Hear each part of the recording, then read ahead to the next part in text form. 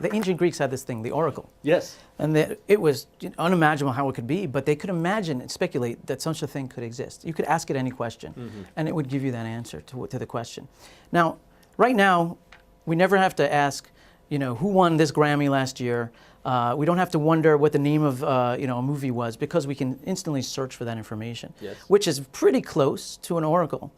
And it does have that magical quality. And if we took this back to ancient Greece, they would be considered a god. We would be a god, Absolutely. Right? People don't realize it, but when you're carrying around one of these devices, you're carrying around with you a supercomputer by any standards. And the reason why that's so important, it's not only that we can do faster games or be able to download YouTube videos quicker, but the kind of math and computing that these things are doing are actually in many ways simulating the human brain.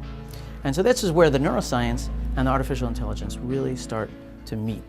This is how you turn it on. This is your music. Like a vision of the future, the original iPhone hit the marketplace in 2007 and changed the world. And this is a call. Quickly, smartphones became exponentially smarter, and today, they are the backbone of the high-tech revolution called the Internet of Things, allowing people to magically connect with almost everything in the world.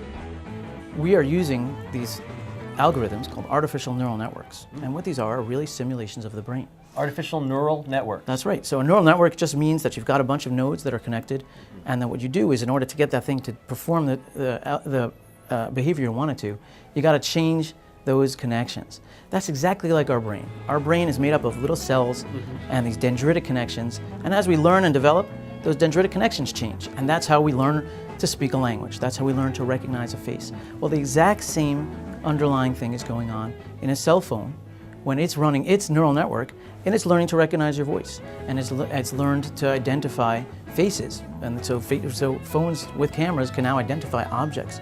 Maybe even more impressively, we are able to send our signal, when we talk to our phone, it will go to a server, a Google Cloud server, for example. I see. And the most powerful brain on the planet, in some ways, because this is a super duper computer that's, of staggering computational power, is listening to our when we're asking, tell me how to get to this restaurant.